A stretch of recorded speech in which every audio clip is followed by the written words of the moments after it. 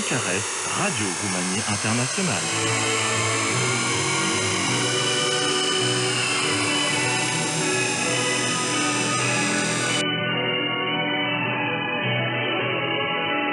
Mesdames et messieurs, l'équipe de la section française de Radio Roumanie Internationale se fait un plaisir de vous inviter à écouter cette émission qu'elle a voulu aussi bien intéressante qu'agréable, avec un maximum d'informations sur la Roumanie et les Roumains.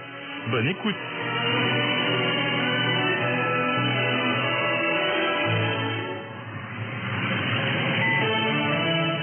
Info plus sur RRI, voici les titres du journal.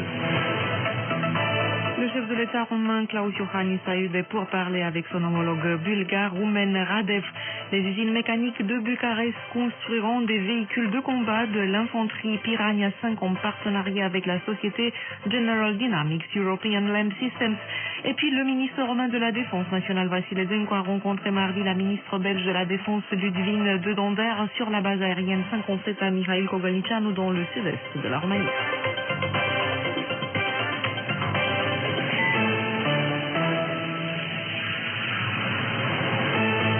Ioana Stancescu.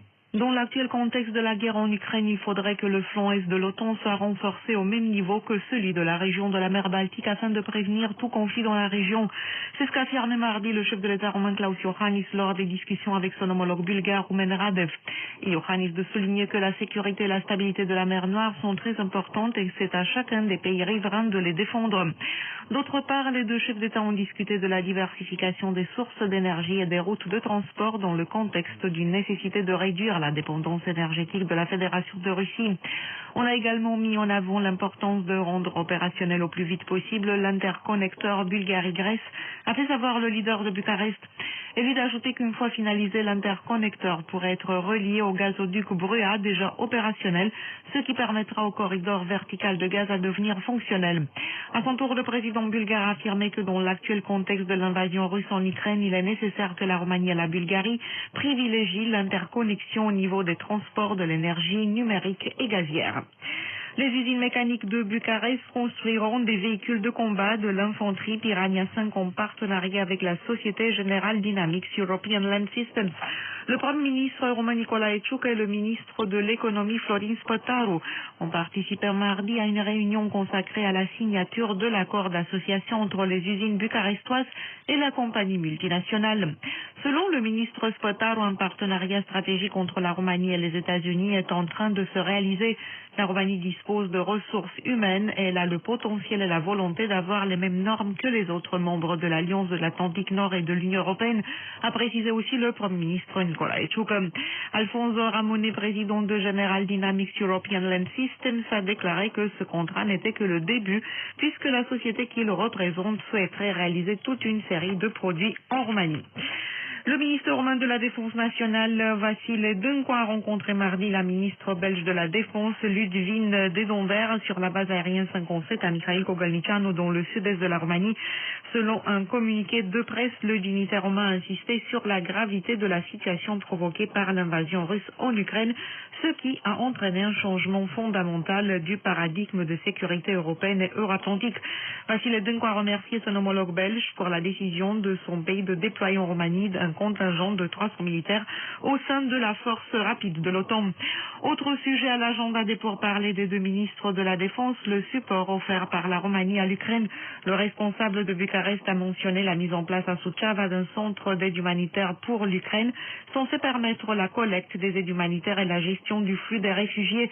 Et Vasile Dâncu de saluer la très bonne relation bilatérale roumano-belge, tout comme l'excellente coopération avec l'hôpital militaire de Bruxelles impliqué dans la prise en charge des grands brûlés de Roumanie. Presque toute l'avancée de la Russie a été arrêtée depuis plusieurs jours et cela malgré des bombardements soutenus, affirme le département américain d'État. Selon son évaluation, les Russes ne disposent ni d'une supériorité aérienne ni du contrôle des grandes villes ukrainiennes. Mardi matin à Kiev, le centre-ville a été secoué par plusieurs explosions puissantes, mais il n'est pas clair si c'était une attaque russe ou la réponse des défenses antiaériennes ukrainiennes selon la BBC. L'AFP annonce qu'un immeuble à 15 étages a été touché par une frappe et a pris feu, faisant au moins 2 morts. Selon les services de secours ukrainiens, les habitants de la ville se préparent pour un éventuel ciel siège, l'Ukraine accuse la Russie de bombarder des civils. Le chef de l'Organisation pour la sécurité et la coopération en Europe, l'OSCE, le ministre polonais des Affaires étrangères Zbigniew Rau a qualifié les attaques de la Russie contre les civils ukrainiens de terrorisme d'État. Mardi, la Russie et l'Ukraine ont repris les négociations. Kiev réclame un cessez-le-feu immédiat et le retrait des troupes russes de son territoire. Le président russe demande notamment un statut neutre pour l'Ukraine, la démilitarisation du pays, la reconnaissance de la souveraineté russe en Crimée et le droit à l'autodétermination pour les républiques séparatistes pro-russes du Donbass. Dans les prochaines 24 heures, le ciel sera couvert en Roumanie et des précipitations toucheront l'ouest du territoire. Le vent soufflera légèrement sur le relief, plus fort dans le sud-est et en altitude. Les températures maximales iront mercredi de 2 à 13 degrés et c'est tout pour les infos.